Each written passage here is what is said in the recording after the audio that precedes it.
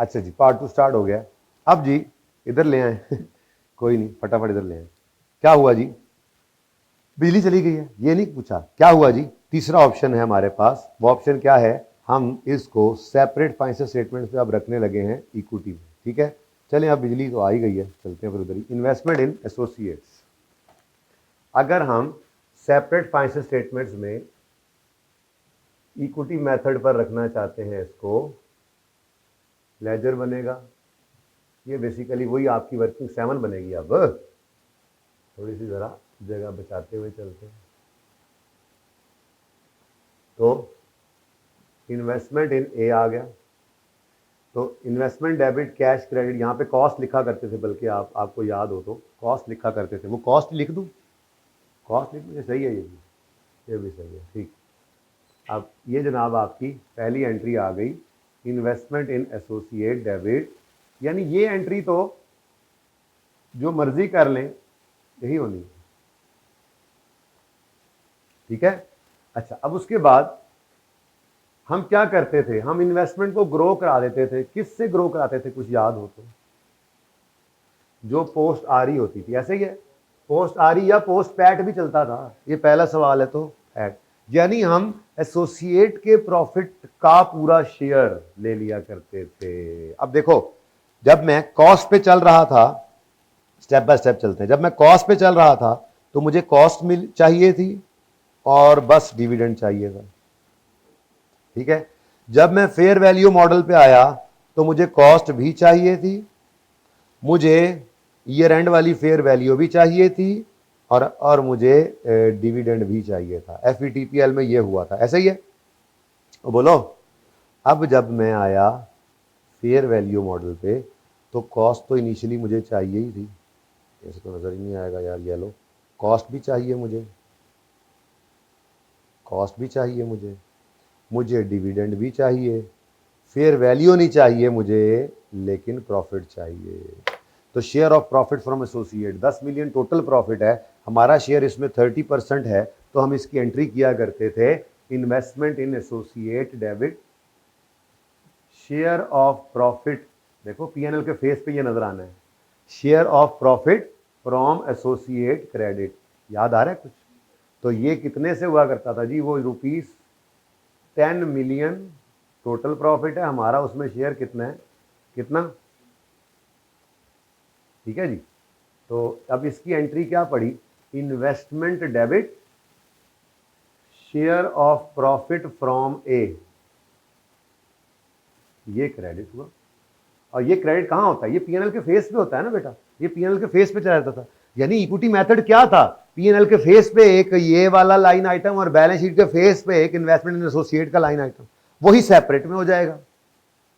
लेकिन investment in associate में क्या होता था, कॉस्ट प्लस प्रॉफिट्स, पोस्ट आरई या पोस्ट पैट होता था तो डिविडेंड माइनस करते थे, याद आ रहा है, सेपरेट फाइनेंशियल स्टेटमेंट। ठीक है, अब डिविडेंड भी तो आया है, यहां पर सिर्फ छोटा सा मसला आता है, ठीक है, कि इस डिविडेंड की एंट्री कैसे करें, छोटा सा मसला आता है यहां पर, इस डिविडेंड की एंट्री कैसे करें।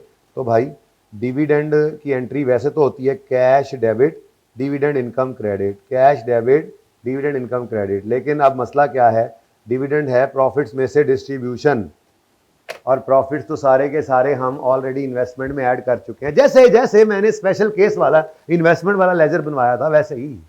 तो फिर ये थोड़ा सा चेंज करना पड़ेगा आपको, कि ये जो कैश आपको लेना है, क्योंकि इक्विटी मेथड में आपने डिविडेंड इनकम तो रिकॉर्ड की नहीं, ठीक है, पूरा शेयर ऑफ प्रॉफिट रिकॉर्ड कर लिया है, तो इसी में से डिविडेंड बटना होता है, तो फिर ये पोस्ट पैट लेते तो डिविडेंड माइनस करते थे, बिल्कुल वही एंट्री यहां पर करनी पड़ेगी। तो डिविडेंड की एंट्री होगी cash debit investment in associate credit, ये थोड़ा सा तंग करती है बच्चों को बस एंट्री, और तो कोई मसला नहीं। अब ये जनाब यहां पर डिविडेंड आ गया, डिविडेंड 4 इंटू 30% 1.2 और क्लोजिंग बैलेंस 31.8।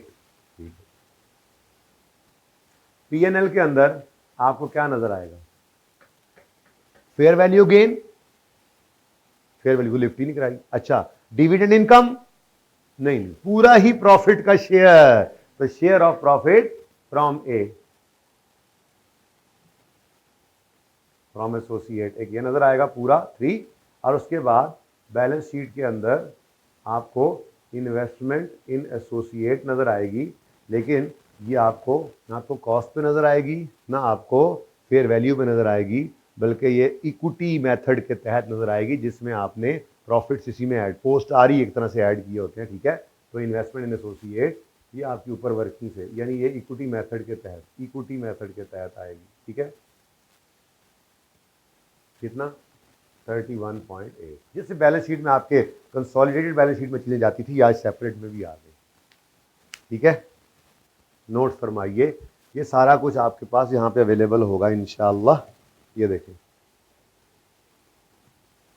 ठीक है। जब आप वो टैक्स के साथ मिक्स करना पड़ जाए तो ये देखो क्या लिखा हुआ है कि अगर ऐसा कोई भी मामला आ जाए तो नॉर्मली टैक्स वाले जो हैं वो कॉस्ट मॉडल की तरह से रूल्स फॉलो करते हैं, यानी अगर कभी लड़ाई पड़ जाए ना आपकी, तो क्या करोगे, आपने जो मॉडल लगाया हुआ है उसका आपको पता लग गया सेपरेट में, टैक्स वाले तो कॉस्ट जैसे मामले पे ही चलते हैं, टैक्स वाले तो कॉस्ट पर ही रखते हैं इन्वेस्टमेंट को, ठीक है। तो ये तीनों ही आपके पास ऑप्शंस मौजूद हैं, ये देखो, ठीक है। पोस्ट आर ही नहीं है आज, पोस्ट पैट है, यहाँ पर जरा आर ही लिखा हुआ है, इसको पोस्ट पैट कर लें। बहरहाल यकम जनवरी को खरीदा था हमने इसको और पूरे साल का प्रॉफिट था, ठीक है, ओके।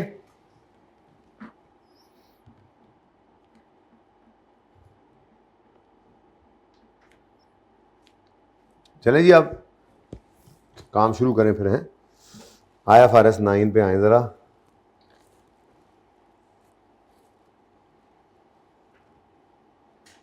ये 5 का 2 जो है ये हमने कर लिया था, ले ये पड़ा है 5 का 2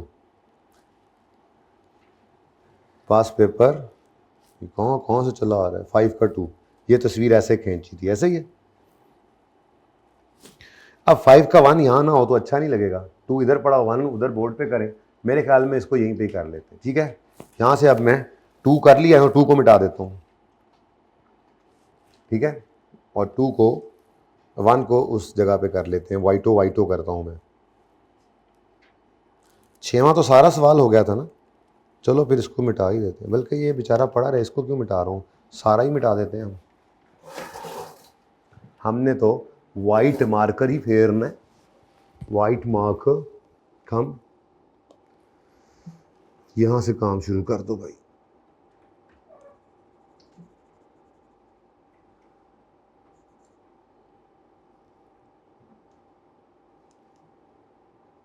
हाँ ठीक है, अच्छा ट्रांजैक्शन कॉस्ट इसी की ही थी, चलो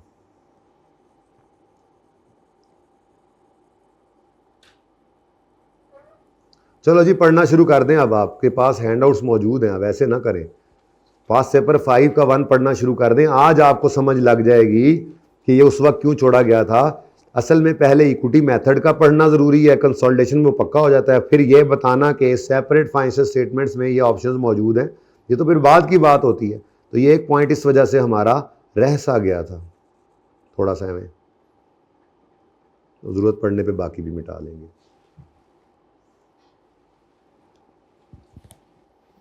ये मेरे पास अभी भी मौजूद है, अब इसमें को थोड़ी सी जगह है तो नहीं तो इसको थोड़ा ऊपर खींच लेंगे सोल्यूशन, तो मैं एडजस्टमेंट करूंगा क्योंकि रिक्वायरमेंट क्या थी हमारे सवाल की। अब रिक्वायरमेंट मेरी गायब होगी, रिक्वायरमेंट देख के बता दें रिक्वायरमेंट क्या थी जी, डिटरमिन करो revise amounts. DL has classified investment in Jubilant limited as an investment in associate, अभी तक तो कोई मसला नहीं लग रहा, and accounted for using equity method, अभी तक भी कोई मसला नहीं लग रहा। ओ despite having no significant influence over JL, significant influence था नहीं और लगा रहे हैं इक्विटी मेथड। अरे भाई यहाँ पे ऑप्शन नहीं है, यहाँ पर तो सिर्फ FETPL या FETOCI लगा सकते थे तुम। अब आगे कहता है, अब आगे उसकी कहानी बता रहा है, ये तो उसने बता दिया रॉन्ग, ठीक है, क्या है जी, ये रॉन्ग है, ये रॉन्ग है। क्यों रॉन्ग है, सिग्निफिकेंट इन्फ्लुएंस होना जरूरी है, एसोसिएट होगी तो ऑप्शन है, ठीक है। अच्छा फिर अब बता रहा है हमारा साल तो 31 दिसंबर 21 वाला है, on 1 February 21 DL purchase 40,000 shares of JL representing 15% share holding, यहाँ पे भी और कंफर्म किया उसने, सिर्फ 15% शेयर्स खरीदे थे और 80 रुपये का एक शेयर खरीदा था। On 30 September 21 JL announced interim cash dividend of 5 पर share. JL reported net profit of 2.4 for the year 31 December. Fair value of each share of JL was 70। सारी चीज़ें वही हैं, उस सवाल जैसी हैं यहाँ पर भी आ रही, लेकिन आज मसला डिफरेंट है। आज मसला ये है कि जो होना है वो, मतलब जो आपने अभी सीखा है वो गलत वाली चीज़ उन्होंने की हुई है, और जो असल होना है वो ओरिजिनल, वो आपको पहले से आता था। तो ये ओरिजिनल आप कर सकते थे इस सवाल के अंदर, लेकिन रॉन्ग नहीं हो सकता था, इस वजह से मैंने इसको स्किप कराया था। ठीक है, तो चलो अब सबसे पहले फिर ओरिजिनल कर लेते। देखो मेरे बच्चों, ओरिजिनल एंट्रीज बेसिकली ओरिजिनल में ना मैं FVTPL का लेजर बना लेता हूँ और साथ ही फिर एंट्रीज, पहले लेजर बनाते हैं फिर एंट्रीज भी कर लेंगे। ठीक है, तो ओरिजिनल होना क्या चाहिए था जी? होना तो ये चाहिए था कि इन्वेस्टमेंट को हम रखते एट FVTPL। ठीक है, ये कहाँ लिखा हुआ है? ये कहाँ लिखा हुआ है कि इसने इन्वेस्टमेंट को हमने FVTPL पे रखना है? बताओ। डिफ़ॉल्ट है। जब ना बताया गया हो तो फिर डिफ़ॉल्ट कैटेगरी क्या है जी? FVTPL ही है। चलो ठीक है जी। इन्वेस्टमेंट इन शेयर्स है और उसको हमने रखना है FVTPL मॉडल में। ठीक है जी। अब 1 फरवरी को खरीद कर लाए, एंट्री होती है investment debit cash credit. FVTPL में ट्रांजेक्शन कॉस्ट, पहले तो बात है इस सवाल में, इस पॉइंट में है नहीं, होती भी तो उसको एक्सपेंस आउट करते। ये FVTPL मॉडल है, याद है IFRS 9। ऐसे ही आपको लग रहा है चीज़ें भूली हुई हैं, जो टॉपिक उठाओगे आपको याद होगा इंशाल्लाह। और अभी तो आपने रिवाइज भी नहीं किया इंसानों की तरह, जैसे IFRS 16 है, सब आता है, बस पर्चे में ध्यान करना, टाइम से जाना, रात को नींद पूरी करके जाना, आखिरी रात में कोई नहीं तीर जो है वो चला लेना आप लोगों ने। सबसे ज़्यादा ज़रूरी है अकाउंटिंग के पर्चे के लिए नींद का होना है, नाश्ता वाश्ता करके जाना सुकून से और टाइम पे पहुंच जाना। कोई आधा घंटा पौना घंटा लेट पहुंचे, सर हमारा तो ये हो गया वो हो गया, कैलकुलेटर चेक कर लेना चल रहा है, 2-4 पेन चलते हुए लेके जाना, बस और क्या। लेकिन नफल ज़रूर पढ़ के जाना, असल में तो मामला वहीं पे फंस जाता है फिर। ठीक है, तो इन्वेस्टमेंट डेबिट कैश क्रेडिट, तो हम कॉस्ट ले लेते हैं इन्वेस्टमेंट की। तो कितने शेयर्स हैं? कितने शेयर्स हैं जी? 40,000 शेयर्स हैं और हर शेयर हमारा कितने का है? 80 रुपये का। तो टोटल 1000 में बताओ, और जगह नहीं हूँ मेरे को 3200। अच्छा, अब FVTPL मॉडल है तो ईयर एंड के ऊपर हमने इसको उठा के फेयर वैल्यू पे ले जाना है। इसके प्रॉफिट से हमें कोई लेना देना नहीं है और इसके डिविडेंड को भी हमने इस लेजर में नहीं लाना, इसको एज एन इनकम रिकॉर्ड करना है। ऐसे ही होता है। और बोलो, चलो तो फिर यहाँ पर हमने ईयर एंड पर आकर इसकी कैरी डाउन वैल्यू लिखनी है। तो 40,000 ही शेयर्स हैं, लेकिन हर शेयर अब कितने का हो गया जी? 70 का। खैर से लॉस आ गया, चलो खैर कितना? 7 चौक 28, 250। ठीक है, और यहाँ पर लॉस कितना आ गया? अब चूंकि FVTPL है तो PNL के अंदर ये लॉस चला जाएगा। ठीक हो गया। अब अगली बात, एंट्रीज कर दें ज़रा, क्योंकि उसने रेक्टिफाइंग एंट्रीज, या चलो आप एंट्रीज इन्वेस्टमेंट इन शेयर्स आप कर लें। Investment in shares debit cash credit कितने से जी? 3200 से। उसके बाद दूसरी एंट्री क्या होगी? बोलो दूसरी एंट्री क्या होगी? ये अभी फेयर वैल्यू का गेन जो रिकॉर्ड किया है, इसकी एंट्री भी कराओ मुझे, जल्दी करो, जल्दी जल्दी जल्दी। फाइनल अकाउंट्स के डिस्क्लोजर ख़त्म करके जाने, जल्दी करो। PNL डेबिट लॉस आपने रिकॉर्ड किया, PNL में लॉस डेबिट और इन्वेस्टमेंट इन शेयर्स क्रेडिट 400 से।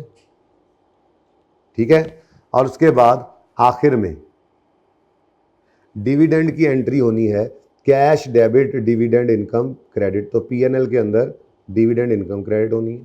ठीक है, अब ये डिविडेंड कितना है? तो 40,000 शेयर्स उनके खरीदे थे और अनाउंस किया उन्होंने 5 रुपये पर शेयर डिविडेंड। ठीक है, तो हमारे लिए तो हमारा हिस्सा ही पड़ा है ये, 40,000 शेयर्स इंटू 5 कर देंगे तो हमारा डिविडेंड आ जाएगा। ठीक है, तो कितना डिविडेंड बनता है जी? यहीं पर कर देता हूँ मैं आपको, डिविडेंड शेयर ऑफ डिविडेंड बल्कि लिखना चाहिए, शेयर ऑफ डिविडेंड हमारा शेयर कितना है जी, 40,000 शेयर्स इनटू कितने रुपए का एक कितना डिविडेंड आया 5, तो कितना आ गया जी टोटल 200,000 यहाँ पे आ गया ना, तो एंट्री में यहाँ पे आके 200 लिख। ठीक है जी, ये जनाबे वाला होना चाहिए था, इसको मैं यूं अब कह देता हूं, ये ओरिजिनल एंट्री। ठीक है, तो ये सब क्या है, original.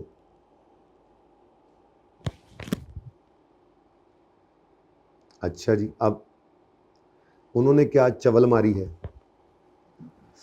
What has been done by accountant ji, बताओ, अब तो बता सकते हो, आज आप बता सकते हो, उस वक्त ये नहीं बता सकते थे, अब आप बता सकते हो। What has been done by accountant, बोलो क्या किया इसने, इसने इक्विटी मेथड लगा दिया है जी, हालांकि इसका सिग्निफिकेंट इन्फ्लुएंस नहीं था, यानी इसने इन्वेस्टमेंट्स यानी वर्किंग 7 कर दी है इसने, यानी इसने इन्वेस्टमेंट इन एसोसिएट का जो अकाउंट बनाया है वो इक्विटी मेथड के तहत बना गया है, ऐसा ही है। इन्वेस्टमेंट इन शेयर्स को इसने इक्विटी मेथड पे रख दिया, तो इक्विटी मेथड में कॉस्ट तो 3200 ही आती है, अभी बता के आ रहा हूं, तो ये तो सेम आ गया। ठीक है, उसके बाद जब इक्विटी मेथड होता है तो हम प्रॉफिट का अपना पूरा शेयर ही ले लेते हैं, तो पोस्ट पैट, तो पैट का शेयर लेते हैं। अब पैट कितना था, ये 2.4 मिलियन है, 2.4 मिलियन है जी, तो अच्छा 2400 कहा आपने, 2400 इंटू हमारा शेयर क्या है, लेकिन बेटा ये देख लो कि हमने इसको खरीदा कब है, भूल गए आप, ये ड्यूरिंग द ईयर एक्विजिशन है, तो जनवरी में तो ये हमारी एसोसिएट थी ही नहीं। अब उसने net profit for the year 24 lakh बताया है, तो पहले इस 2400 को आपको करना पड़ेगा 11/12 और फिर इस पे लगाओगे 15%, आंसर 330। अब इक्विटी मेथड में कोई गलती कर दी, ये उसने नहीं बताया, तो खुद से नहीं अज्यूम करना ना, नहीं यार इक्विटी मेथड में उसने हो सकता है 11/12 ना किया हो ये क्या हो सकता है 15% ना लगाया हो, भाई ऐसा कैसा हो सकता है, खुद से नहीं हो सकता। अच्छा 330 आ गया जी, अब बोलो, अच्छा अब जब पैट लिया है तो डिविडेंड भी इसी अकाउंट में उन्होंने क्रेडिट किया होना है, क्या ख्याल है। ठीक है, असल में ये एंट्री क्या हो रही होती है, ये डिविडेंड बेसिकली ये एंट्री क्या है, ये एंट्री यूं हुई है, इसके अगेंस्ट क्या क्रेडिट हुआ पड़ा है, क्रेडिट क्या डेबिट हुआ पड़ा है, कैश, ये असल में डिविडेंड की एंट्री ये होती है, ये कैश डेबिट इन्वेस्टमेंट अकाउंट, तो इन्वेस्टमेंट इन एक क्रेडिट हुआ और कैश डेबिट हुआ ना। ठीक है, तो कैश की एंट्री जो इन्होंने कैश डेबिट पीएनएल क्रेडिट की थी, इन्होंने कैश की एंट्री खैर से कैश डेबिट इक्विटी ये इन्वेस्टमेंट का अकाउंट क्रेडिट कितने से, वो तो 200 ही होना है, डिविडेंड तो सेम ही है। ठीक है, तो क्लोजिंग क्या आ गया जी इनका, बैलेंसिंग, वैसे मुझे क्लोजिंग से कोई सरोकार तो नहीं था, लेकिन चलो 3530 और 200 3330।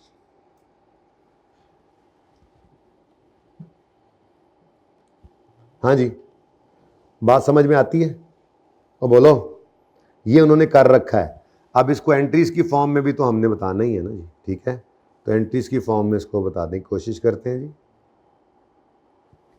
तो उन्होंने क्या किया, नंबर 1 पहली एंट्री तो same, investment in shares debit, investment ही लिख दें, एसेट कैश क्रेडिट 3200 से। उसके बाद वैसे तो एंट्रीज की भी ज़रूरत नहीं थी, एंट्रीज की ज़रूरत इसलिए नहीं थी कि उसने कहा है फिगर्स निकालो, तो आप अगर डायरेक्ट कर सको तो करो, ये तो मैं इसलिए सिखा रहा हूं कि कभी आपसे रेक्टिफाइंग एंट्रीज मांग ले, कभी जो आपसे करेक्टिंग एंट्रीज मांग ले, ऐसा ही काम हो, घर पे करना पड़े सवाल, तो फिर ओरिजिनल रॉन्ग से ही रेक्टिफाइंग एंट्रीज करना जरूरी है, फिर इम्पैक्ट से काम नहीं चलना। ये 7वां सवाल जो आपको, आवाज़ मिस हो रही है, 7वां सवाल जो आपको दिया है, आवाज़ मिस हो रही है दोस्त, हो रही है ना जी, कोई मसला हो गया था हमारे माइक में। अच्छा जी, तो मैं ये अर्ज कर रहा था कि करेक्टिंग एंट्रीज के लिए जर्नल ओरिजिनल और रॉन्ग एंट्री करके रेक्टिफाइंग होती है ना, तो ओरिजिनल और रॉन्ग एंट्री मेरे वाले सवाल में जरूरत नहीं थी जो मैं 5वां कर रहा हूं, लेकिन ये जो आपने इसका 7वें का पहला पार्ट करना है ना घर पे, ये होमवर्क कर दूं ना अब इसको, हाँ ये आपका होमवर्क है, हेवनली लिमिटेड। ठीक है, तो इसको भी पढ़ भी लेते हैं, फर्क कोई नहीं आना, फर्क सिर्फ रिक्वायरमेंट का है, तो मैं ये जर्नल एंट्री इसलिए करा रहा हूँ। अच्छा, वैसे पिछली बार भी कराई थी, उससे पिछली बार भी, जिस अटेम्प्ट में ये सवाल आ चुका था, ये नहीं आया था, उस अटेम्प्ट में भी करवाई थी, इसीलिए कि एंट्रीज आ जाए, तो फिर आ गई थी 2024 में। ओके, चलो खैर, इन्वेस्टमेंट डेबिट कैश क्रेडिट 3200 से। दूसरी एंट्री बोलो, investment in shares debit PNL credit, ठीक है। अब पीएनएल में इसने क्या किया, शेयर ऑफ प्रॉफिट फ्रॉम ए पूरा ही ले लिया 330। अब पीएनएल इसने भी क्रेडिट किया, ऊपर भी हुआ पड़ा। अच्छा चलो, और आखिर में इसने एंट्री पास की कैश डेबिट और इन्वेस्टमेंट क्रेडिट, ठीक है। इन्वेस्टमेंट इन शेयर्स को इसने क्रेडिट कर दिया। नाम बस एक यूज करना है हमने, अगर इन्वेस्टमेंट करना है सिर्फ इन्वेस्टमेंट करना है, इन्वेस्टमेंट शेयर्स करना है, हर जगह मैंने वही किया ताकि करेक्शन मुझे आसानी रहे, ठीक है। तो इन्वेस्टमेंट इन शेयर्स क्रेडिट 200 से, ठीक है जी। तो ये जनाब रॉन्ग हो गया है, ये डन बाय अकाउंटेंट है। अब अगर पहले आप रेक्टिफाइंग एंट्रीज करवा देता हूं, जो कि मेरे सवाल की रिक्वायरमेंट नहीं है, मैं तो डायरेक्ट काम कर सकता हूं, ठीक है, लेकिन मैं आपको एंट्रीज, चलो मैं पहले अपना काम करता हूं, क्या ख्याल है, रेक्टिफाइंग एंट्री मैं यहां पे कर देता हूं।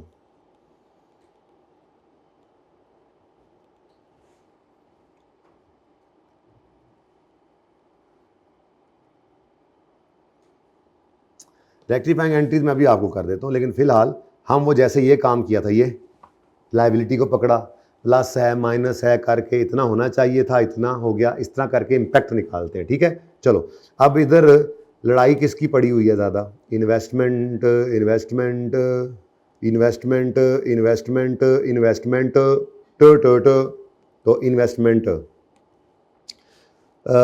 इन्वेस्टमेंट को पकड़ लिया हमने। अब शुरू हो जाओ, पहले ओरिजिनल एंट्री जी, इन्वेस्टमेंट 3200 से डेबिट होनी चाहिए थी और 400 से क्रेडिट होनी चाहिए थी, सही है।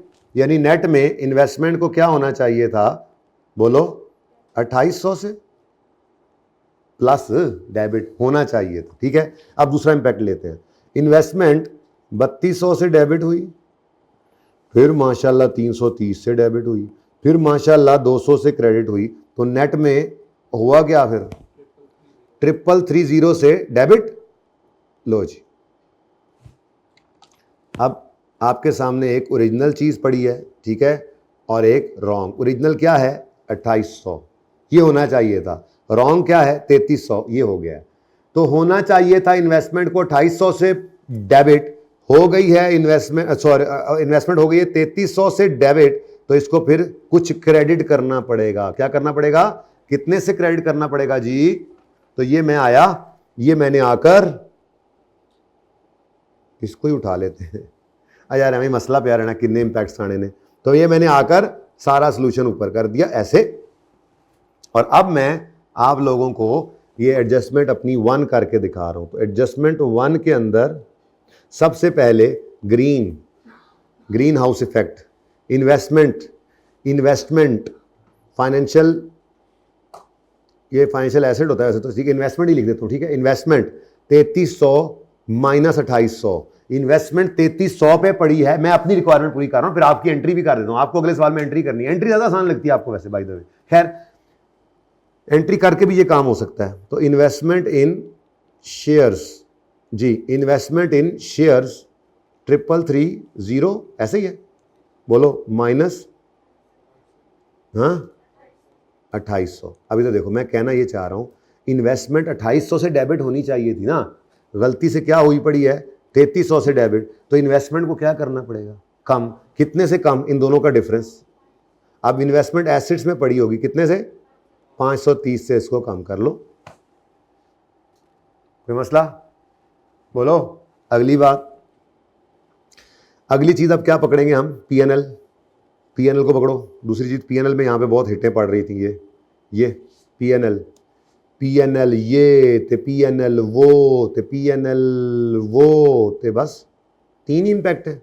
चलो, अब होना चाहिए था, पीएनएल की बात हो रही है, पीएनएल की बात हो रही है, ठीक है।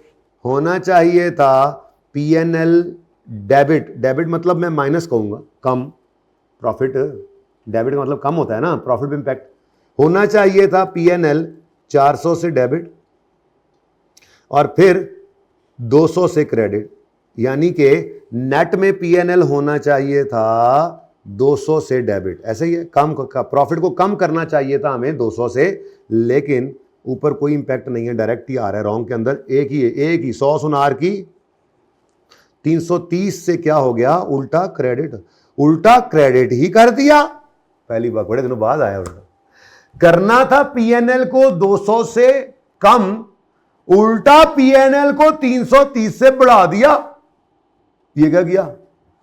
तो भाई सही करना है अब, तो डबल ट्रबल हो गया यहां पर, ठीक है, यहां पर डबल ट्रबल हो गया। फिर ना कहना 330 से हमने प्रॉफिट को, सॉरी पहले ब्लू लिख लूं, पीएनएल जी, हाँ जी, पीएनएल के बारे में क्या है जी, 330 से प्रॉफिट को 330 से नहीं 200 से प्रॉफिट को कम करना था।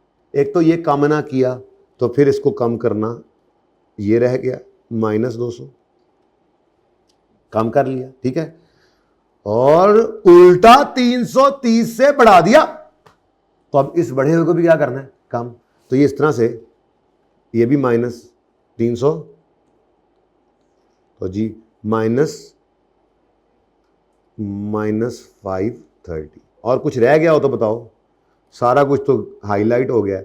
अब आप कहोगे सर कैश भी तो पड़ा है, बाबा कैश क्रेडिट होना था, हो गया, कुछ ना करें, कैश डेबिट होना था, हो गया, कुछ ना करें। तो मेरा सवाल तो यहां पे हो गया, एंड एडजस्टेड फिगर्स बताओ जी, एसेट्स, लायबिलिटीज, नेट प्रॉफिट, बोले जी।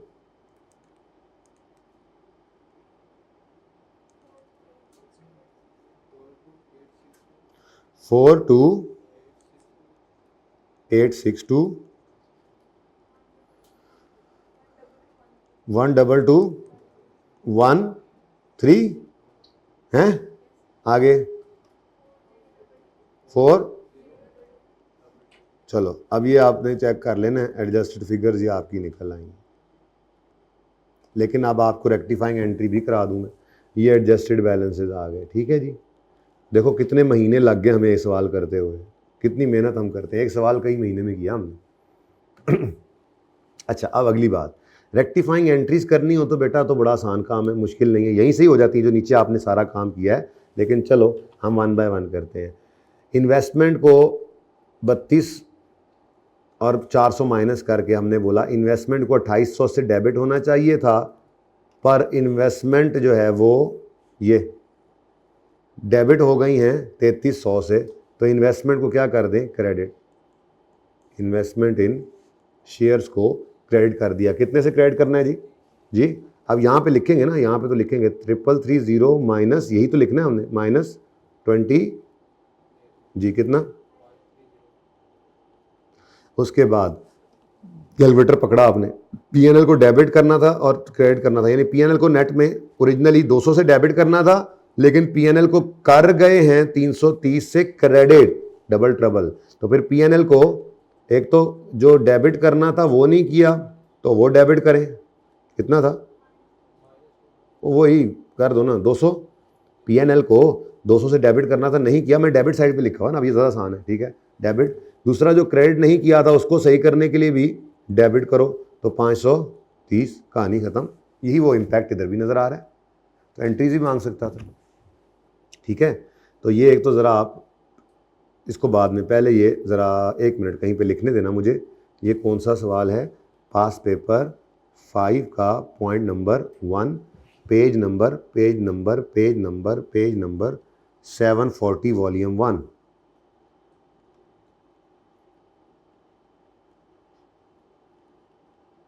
ठीक है, तो इसकी पहले पिक्चर आप ले लें, उसके बाद वो एंड वाले आंसर की ज़रूरत तो नहीं है, लेकिन चलो फिर वो भी ले लें। अगर नोट नहीं किया, नोट कर लिया, अच्छी बात है।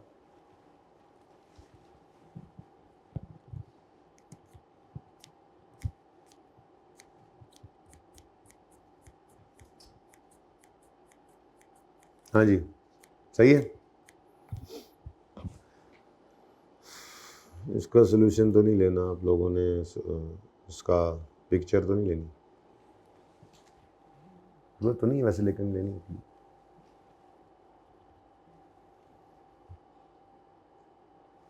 अब ये जो आपको होमवर्क में दिया, ज़रा इसको चेक करते हैं। पहली बात उसने कहा है करेक्टिंग एंट्रीज कर दो, तो रेक्टिफाइंग एंट्रीज करनी है। अब है क्या सवाल में, while reviewing draft of heavenly limited for the year ended 31 December 2023 following mistakes were identified. जरा पढ़िएगा। HL has classified its investment in fair value as investment in associate and has applied equity method। यार ऐसे लगता है ऊपर से गलती से कॉपी पेस्ट हो गया, वो और सवाल है, ये और है। उसकी अटेम्प्ट क्या थी, जरा देखो। ऑटम 22, ये स्प्रिंग 24, ऐसा ही है ना, तो बिल्कुल वैसा सवाल आ गया, माशाल्लाह। अच्छा, आया कहता है ऑन यकम मई HL purchase 90,000 shares of FL at par value of 50 representing 20% share holding. अब वो कह रहा है 20% है, लेकिन साथ ही तो कह रहा है कि no significant influence over FL। तो ठीक है, फिर नहीं है तो नहीं है, पूरे 20 पे नहीं होता, 21 से शुरू होता है, ठीक है, नहीं मानता हूँ उनकी कोई बात। On 31 October FL paid 30% interim cash, FL reported net profit of इतना, फेयर वैल्यू इतनी, बिल्कुल वैसा का वैसा ही है। और ठीक है, एग्जैक्ट 20% में हो जाना चाहिए था सिग्निफिकेंट इन्फ्लुएंस, लेकिन वो कह रहे हैं नहीं है, तो नहीं है तो फिर नहीं है। अब सवाल जो कह रहे हैं, सवाल तो माई बाप है, क्या करें, तो कर लोगे ये सवाल। अब चलो हो गया है ठीक है भाई, चलो जी अब आ जाओ फाइनल अकाउंट्स पे वापस। बस 10-15 मिनट हिम्मत करके थोड़ा सा और पढ़ लें हैं।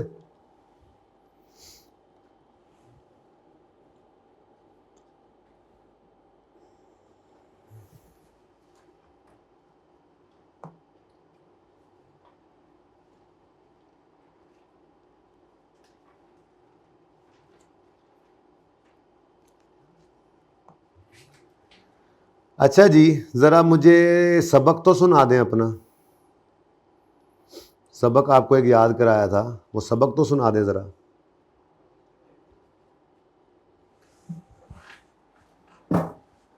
कंपनीज एक्ट के डिस्क्लोजर्स PNL के 5 थे। सेल्स जल्दी से बताओ। सेपरेट लाइन आइटम के तौर पे ट्रेड डिस्काउंट को और सेल्स टैक्स को शो करना है ग्रॉस सेल्स में से। नंबर 2, ऑडिटर रेम्यूनरेशन को ब्रेक करके शो करना है ऑडिट फी, अदर सर्विसेज की फी और अदर एक्सपेंसेस। ज्वाइंट ऑडिटर्स हो तो अलग अलग। तीसरा, डोनेशंस, अगर डायरेक्टर या उसका स्पाउस डोनी के अंदर इंटरेस्ट, रिलेटेड पार्टी है डोनी के, तो उस पर इंटरेस्ट है, तो फिर आप इररिस्पेक्ट ऑफ द अमाउंट डिस्क्लोज करो, डोनी का नाम और डायरेक्टर का रिलेशन।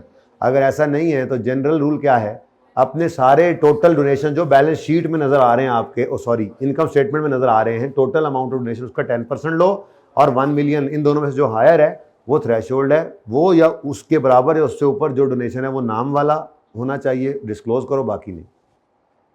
चौथा, रॉयल्टीज़ के केस के अंदर नाम, रजिस्टर्ड एड्रेस और रिश्ता बताओ। नहीं समझ आई?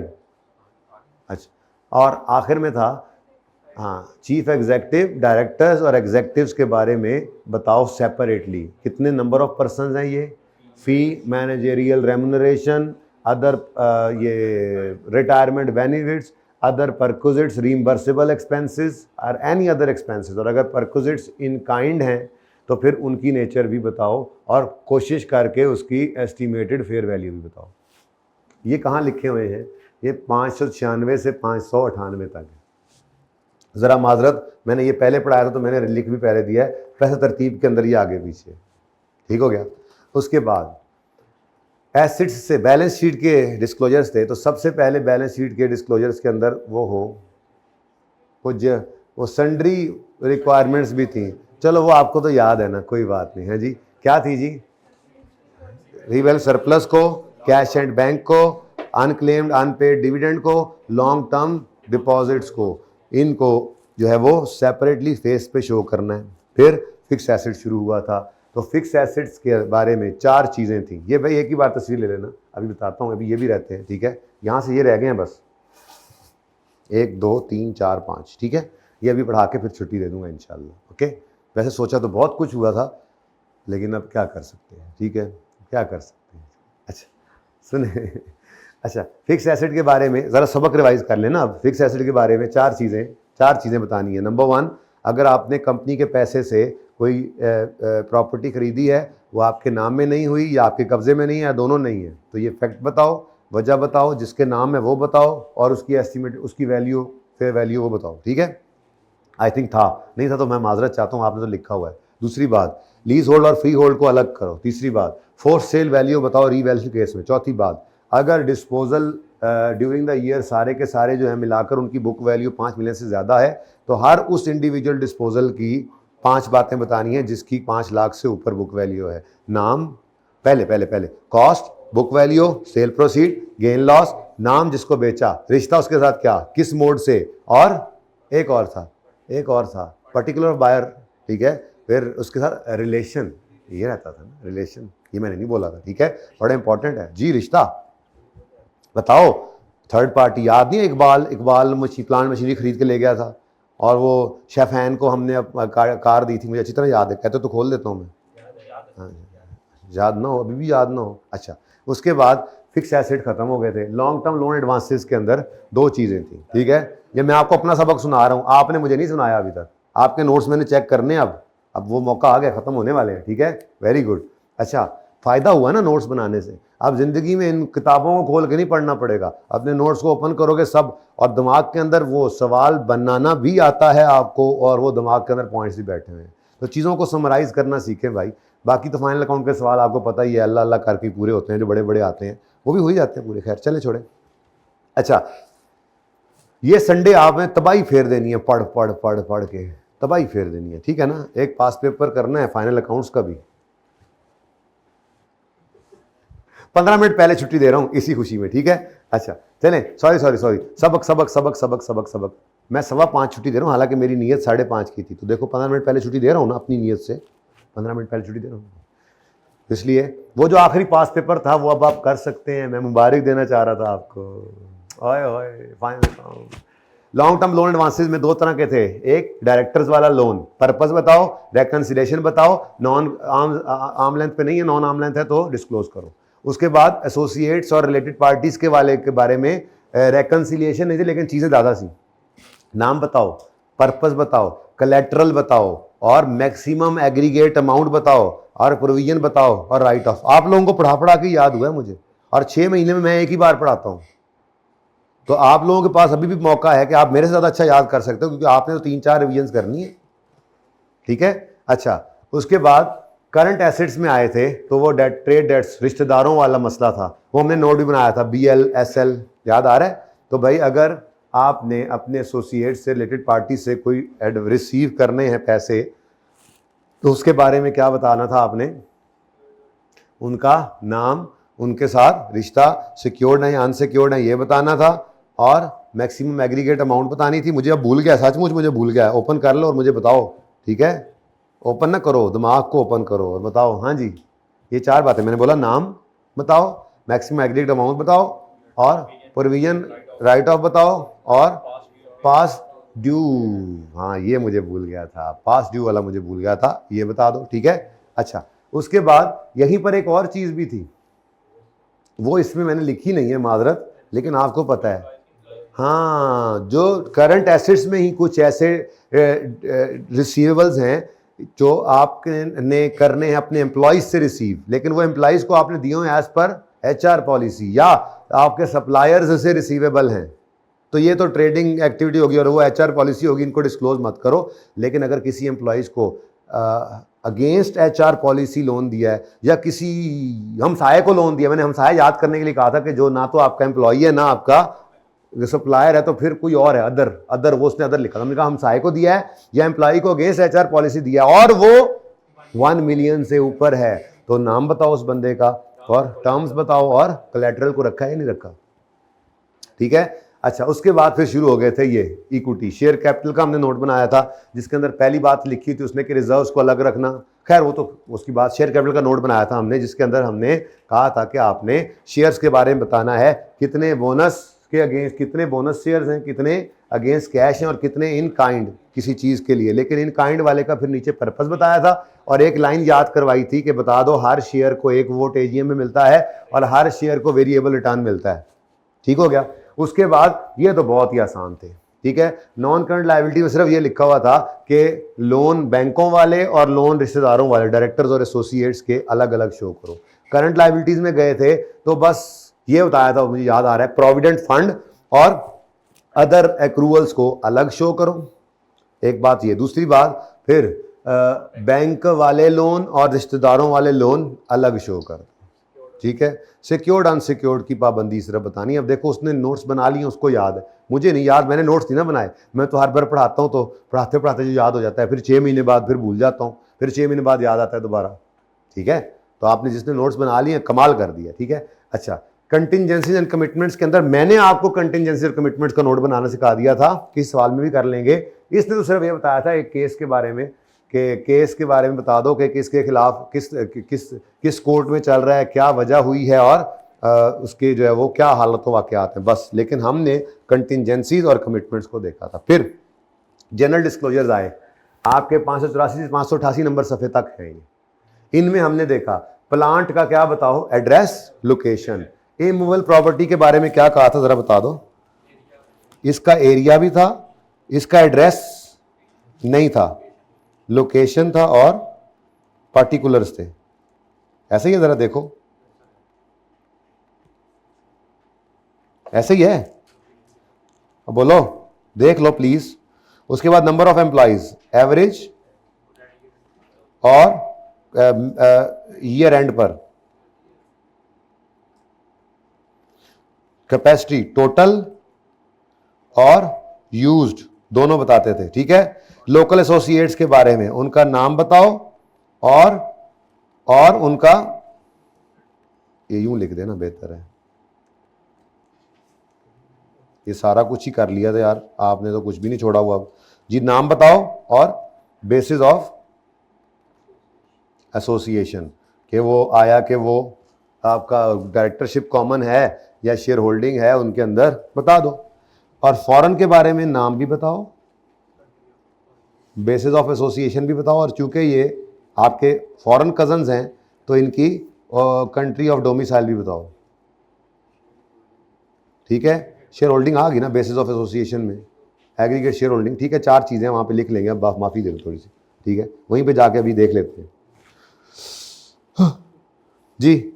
अब उसके बाद ये कुछ छोटे छोटे चंद नोट्स रह गए हैं, इनको ज़रा पढ़ लेते हैं, ठीक है। पढ़ें जी, चल। ये यहीं पे ही होने चाहिए। ये लोकल रिश्तेदारों में क्या बताओ, नाम बताओ, एसोसिएशन बताओ। फिर ये सारा कुछ काटा वाटा हो गया था और इधर आ गए थे। ये फॉरेन रिश्तेदारों के बारे में क्या बताओ। अच्छा, 4 चीज़ें हैं माशाल्लाह से जी। ये देखें, बिल्कुल बिल्कुल, name, basis of association, percentage of share holding और बस ये कंट्री ऑफ इनकॉर्पोरेशन। 4 चीज़ें आप सही फरमा रहे थे, ठीक है जी। अच्छा, ये जनाब हो गया आपके 5 डिस्क्लोजर्स। अब अगली बात, एक हो जैसे बैंक ओवरड्राफ्ट होता है। ये क्या होता है, बैंक एक लिमिट देता है कि इतने रुपए तक आप विदड्रॉ कर सकते हैं जब कभी चाहें तो। अब अगर तो आपने विदड्रॉ कर लिए हुए हैं तो ये डिस्क्लोज नहीं करना। कंपनीज एक्ट ये कहता है अगर आपको कोई क्रेडिट फैसिलिटी अवेलेबल है जो अभी तक आपने अवेल नहीं की है, अनअवेल्ड है ईयर एंड पर, तो उसके बारे में लिख दो। अभी मैंने सिर्फ डिस्क्लोजर याद कराए हैं। चंद जगह ऐसी हैं जिनके ऊपर डिफरेंस है कि 4th स्केड्यूल में है, 5th में नहीं है, पर अभी तो आपको 4th 5th का पता ही नहीं है। तो 3rd स्केड्यूल बताएगा कि 4th और 5th किस किस पे लगते हैं। वो भी मैंने तैयारी तो की हुई थी आज के दिन में, मैं आपको दिखाऊं ज़रा। चलो छोड़ो, फिर आप डर जाओगे, कल इंशाल्लाह पार्ट बी में वो करेंगे, ओके। अब देखो उसके अंदर ना बेटा सिर्फ ये देखना है हमने, एक लिमिट्स हैं कंपनी एक्ट में दी हुई कि इतने नंबर ऑफ एम्प्लॉइज से ऊपर हो जाए या शेयर कैपिटल ऊपर हो जाए, रेवेन्यू ऊपर हो जाए तो ये बड़ी कंपनी है, इससे नीचे हो तो दरमियानी कंपनी है, large scale, medium scale, small scale, ठीक है। ऐसे ही एनपीओ है। तो डिफरेंट कंपनीज पे डिफरेंट स्केड्यूल्स लगते हैं, तो ये अलग ही अच्छा है। अब इस टाइम में वैसे भी समझ नहीं आनी थी। ये डिस्क्लोजर पूरे हो जाएं इंशाल्लाह शरिया कंप्लाइंट तक, ऐसे आप डिस्क्लोजर्स पूरे कर लो अपने, उसके बाद फिर अच्छा खैर। तो ये लिखें जी, ये यहाँ पर लिखा हुआ क्रेडिट फैसिलिटीज के बारे में क्या कहते हैं जी। अभी नहीं देखना 5th में कौन सा है, 4th में कौन सा है, फिलहाल सादा सी बात, general nature of any credit facilities available to company other than, ये बात ज़हन में रखना, अदर देन क्रेडिटर्स। जैसे वहां पर उसने सप्लायर को कहा था कि ये ट्रेडिंग है, चुप कर दो ना यार, बस ख़त्म कर रहा हूँ, 5-7 मिनट दे दो, 10 मिनट 15 मिनट, बस ज़्यादा नहीं। And not availed at year end, तो वो डिस्क्लोज करना है, ठीक है। यानी क्रेडिटर्स के बारे में बताने की जरूरत नहीं है। क्रेडिटर्स तो हर किसी को उधार देते हैं ऑर्डिनरी कोर्स ऑफ बिजनेस में, ठीक है। इसका मतलब फिर ये बात कर रहे हैं लोन वगैरह की, ये कोई लोन वगैरह की बात कि आपको कोई लोन वगैरह की फैसिलिटी अवेलेबल है, लेकिन वगैरह ही गया, लेकिन आपने अभी तक ईयर एंड पे उसको अवेल नहीं कर रखा, तो इसको डिस्क्लोज कर दो। अब ये नहीं मैं बता रहा आपको किसने करना है किसने नहीं, ठीक हो गया। एक और डिस्क्लोजर आपने पढ़ लिया, ये नया है आज का। उसके बाद लिस्टेड कंपनीज होती, लिस्टेड कंपनी चलो छोड़ो, फोर्स कैजुअल वाली वही चल रही है, खैर चलो छोड़ो। ये जो कंपनी लिस्टेड कंपनीज होती हैं जो कि जनरल पब्लिक से पैसा मांगती हैं शेयर्स इशू करके या डिवेंचर्स इशू करके, और उनको सब्ज बाग दिखाती हैं प्रोस्पेक्टस के अंदर, हम ये करेंगे, हम वो करेंगे, हमारा ये प्लान है, हमारा वो प्लान है, पैसे दे दो, पैसे दे दो, पैसे दे दो, आ जाओ आ जाओ। अब कंपनीज एक्ट कहता है ये जो तुमने सब्ज बाग दिखाए थे ना, जो प्लान दिखाए थे, एक तो उन प्लान्स के बारे में बताओ कि कितने आपने आईपीओ के बाद वाले, आईपीओ डेट या इक्विटी का जो किया, उसके बाद यूटिलाइजेशन के बारे में बताओ, जो पैसा लोगों को आया था वो कहाँ पे इस्तेमाल कर रहे हो, कहाँ पे प्लान्स पहुँचाए हैं, ज़रा बता दो। तो ये आपका अगला डिस्क्लोजर है, utilisation of proceeds from public offerings in financial statements issued after initial or secondary public offering of security or debt instruments।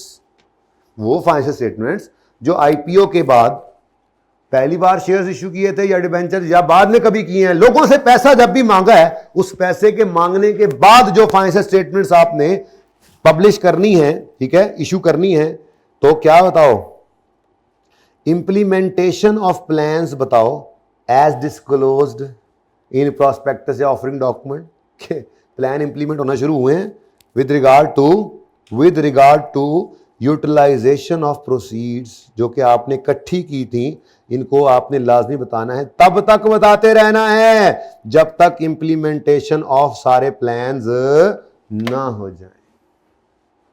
सादा बात। अब ये 2 डिस्क्लोजर नए आए हैं लेकिन निके निके हैं, तो फॉरेन एसोसिएट तक तो आ गया था ना काम, उसके बाद निके निके 2 डिस्क्लोजर, क्या, क्रेडिट फैसिलिटीज जो आपको अवेलेबल हैं लेकिन अभी आपके इस्तेमाल में नहीं, अनयूटिलाइज्ड, डिस्क्लोज करो।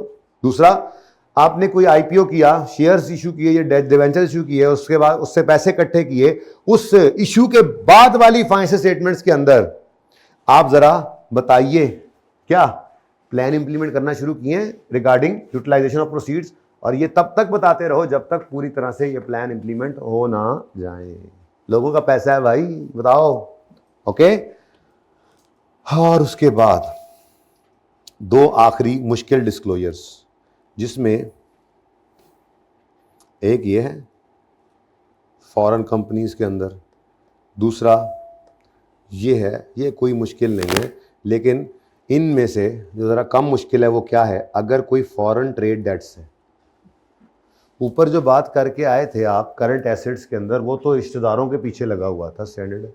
यहाँ पे वो क्या कह रहा है, यहाँ पे कह रहा है अगर कोई फॉरेन ट्रेड डेट्स हैं, यानी in case where company has made export sales, following disclosure are required to be made in respect of outstanding trade dates.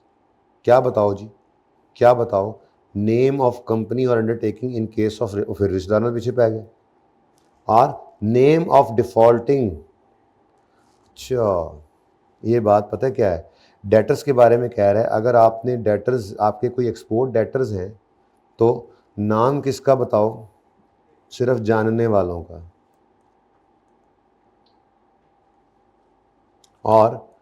और डिफ़ॉल्ट के केस में अगर डिफ़ॉल्टिंग पार्टीज़ हों तो नाम बताओ, रिलेशनशिप है या नहीं है, और डिफ़ॉल्ट की अमाउंट बताओ। यानी कि ये बात वो अनजान और जानने वाले दोनों के बारे में ही कह रहे हैं। यानी कि अगर तो कोई एक्सपोर्ट डेटर जानने वाला है तो उसका नाम तो लाजमी बताओ, लेकिन अगर एक्सपोर्ट डेटर कोई डिफॉल्ट कर गया है ना आपका, डिफॉल्टिंग पार्टी अगर एक्सपोर्ट डेटर है तो चाहे रिलेशनशिप उसके साथ है चाहे नहीं है बताना पड़ेगा, यानी ये बात है सारी इसमें, ठीक है।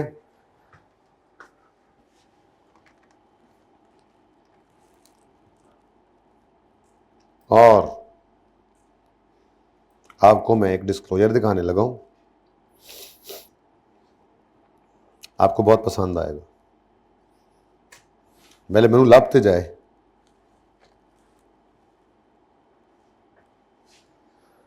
हमारी कंपनी कह रही है कि हमारी इन्वेस्टमेंट सब्सिडरीज जो आउटसाइड पाकिस्तान इनकॉर्पोरेटेड हैं उनके बारे में क्या क्या बता रहे हैं, क्या क्या बता रहे हैं।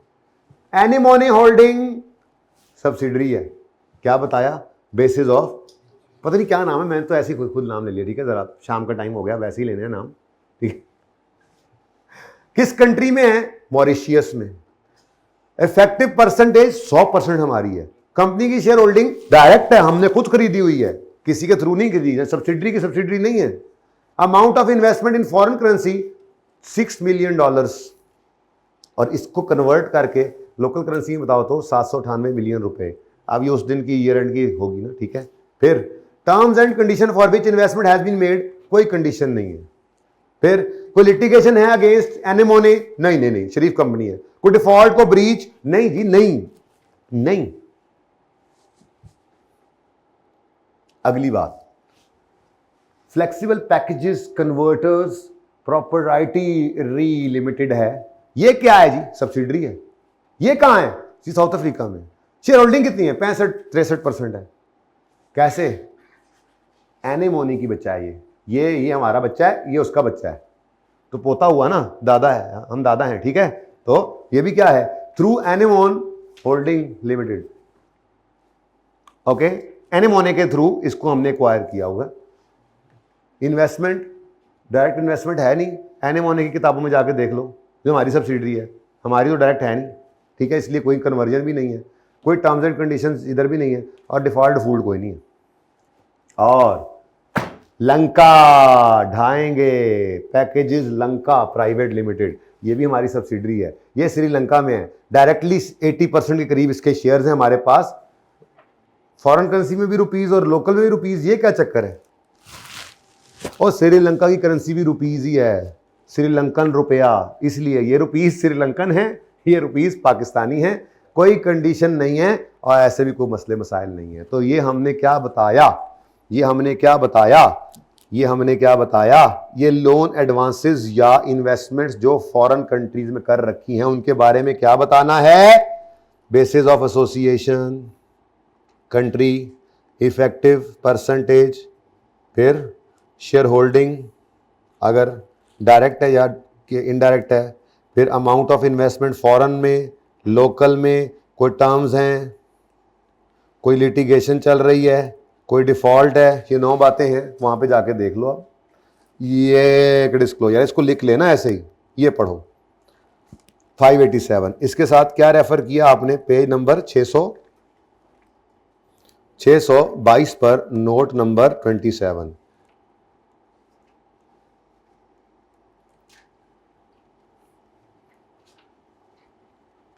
जरा पढ़ो इसको, चीजें पूरी होती हैं।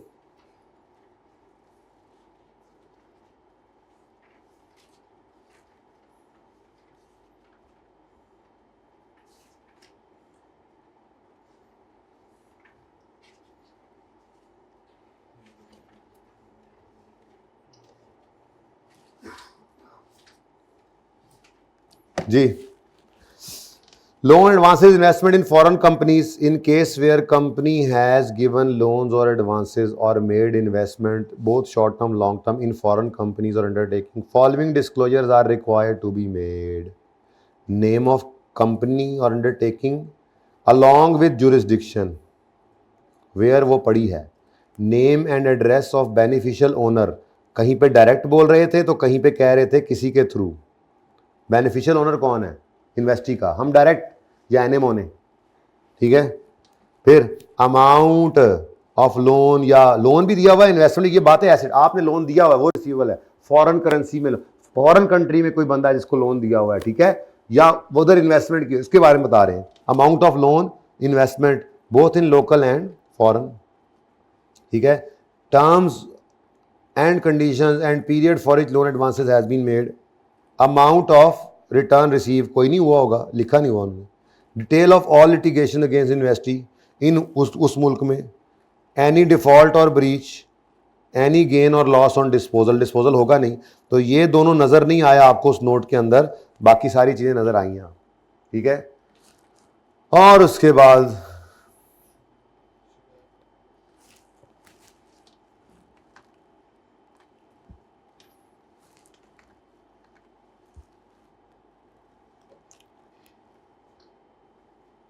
जी जी कौन में से निकाल के एक ले जी, वो कंपनी जो ये दावा करे कि मैं शरिया कंप्लाइंट हूं, वो ये एडिशनल डिस्क्लोजर्स देगी। अब वो ऑल्टर रेम्यूनरेशन वाले सवाल का पार्ट भी याद करो, एज इट इज उसने रिप्रोडक्शन मांगी हुई, ठीक है। तो क्या है जी, वो कंपनी जो कहे कि मैं शरिया कंप्लाइंट हूं, उस कंपनी को चाहिए कि वो बैलेंस शीट के अंदर लोन जो ऑब्टेन किए इस्लामिक मोड में वो अलग से बताए, ठीक है। जो मार्कअप उसने इस्लामिक मोड ऑफ लोन में पे किया पीएनएल में वो बताए, और इंटरेस्ट अगर कोई कन्वेंशनल लोन भी साथ ले लिया तो वो अलग बताए, ताकि लोगों को पता लगे कि ये शरिया कंप्लाइंट कह रहे हैं, लेकिन इसने इंटरेस्ट जो है वो लोन कन्वेंशनल भी लिया। अलग कह रहे हैं हम शरिया कंप्लाइंट हैं, लेकिन तो इसलिए अलग करवाया कि बैलेंस शीट में loan obtain from Islamic mode वो अलग बताओ, बैंक डिपॉजिट इस्लामिक मोड वाले अलग बताओ, markup paid on Islamic mode loan अलग बताओ, profit earned from Islamic mode अलग बताओ।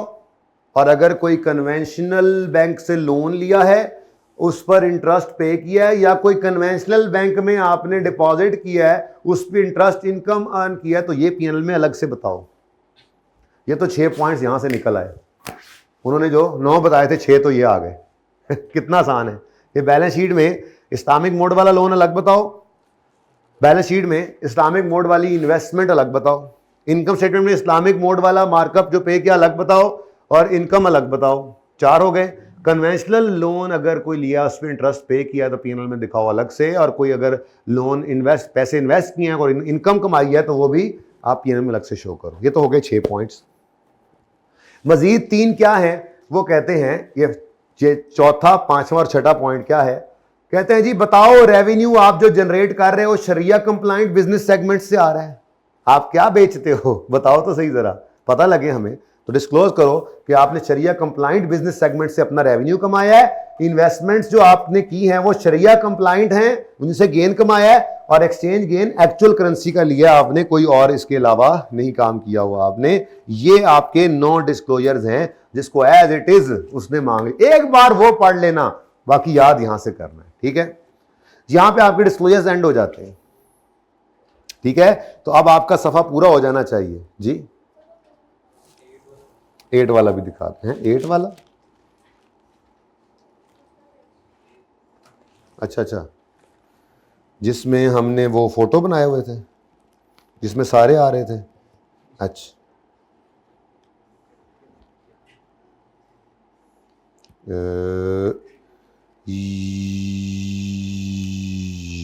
ये वाला लो, ठीक है जी। आज के लिए इतना ही। अगर जिंदगी रह ना गई तो कोई बात नहीं, अगर रह गई तो मिल लेंगे, ठीक है जी। ओके, कल नहीं मतलब मंडे को, ओके। पार्ट बी आना है, पिछले लेक्चर का पार्ट बी, इससे तो पहले आ जाएगा वो ऑनलाइन वालों को, ठीक है। जिंदगी, हाँ, जिंदगी रही तो आपको जो पास पेपर आखिरी वाला है, रीसेंट वाला, बड़े वाला, उसके सोल्यूशन के समेत आपसे मुलाकात होगी सोमवार को। आपके होमवर्क में है फाइनल अकाउंट्स का पास पेपर आखिरी जो सबसे लंबे वाला है। भाई कोई नहीं, आपका छुट्टी का दिल, आ जाओ आ जाओ, खुशबू लगा के आ जाओ।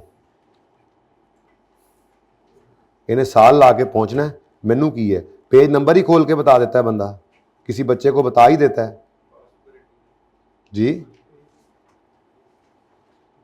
पास पेपर 18, उस पर मैंने काफ़ी लिखाई शिखाई भी की थी, ठीक है जी, काफ़ी लिखाई शिखाई की थी। ये देखें, ये वाला पास पेपर 18 पेज 694, ये करके आइएगा। अल्लाह हाफिज़।